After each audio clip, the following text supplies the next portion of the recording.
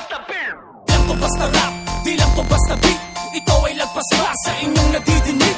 Di lang basta buga, di lang basta sayaw. Ito ay lagpas pa sa inyong natatanaw. Simulang patugtugin ang paboritong tunog at sasahig kalampagin ang mga manonood. Handa kumulekta ng respeto sa loob ng bilog. Sige kumonekta kung ramdam mo at ikay sumunod. Sa kalsada basa-basa ng kaalaman, di mababalas. Titikahan ko pala kung paano ba sumurat. Na kung ano ba titiyan pwede ko mapangkagat. Warak sarap ng kunano ang pwede ko maibagaw. Basta papaghain mo sa letra ng diri ng lahilaw.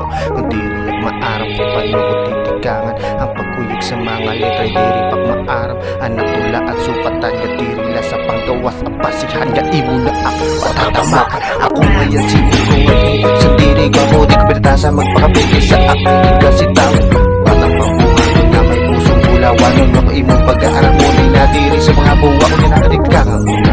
Diretso ko na marayak labot sa negatibong na komento. Maarap rumispeto sa maarap rumispeto. Pero diri ako ulan sa mga mapang-abuso. Di ako ang klaseng naangay na pag tinamayon. Kay maabot ang alaw na ako magpapalaro. Diri mapepekto pero diri nag-impekto sa mga buwang na istorya para lang ako tayaw. Aram ko diri mo upay nga pagkakahimo. Di ko nala kung tayo nagdidiretso pero sige. Testing malay ni. Ha. Let's go! Diri ko kailangan ng iyo mga opinion. Kay kundi malatunay ang iyo mga barangkod. Ang Diyos ko laan angay kung ang pamakilan ang kanya mga lakat. Ang tunay na diri kuwa bisang papera ang ibong matitaya. Kaya ko pa maiya bisang mo pagtiwara.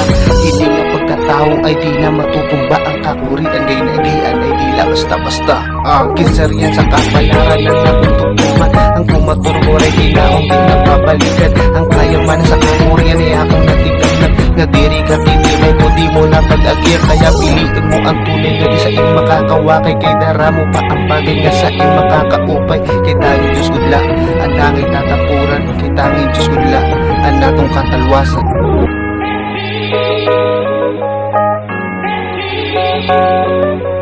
Tanging Diyos gudla ang aming tatapuran. Kay tanging Diyos gudla ang natong katalwasan.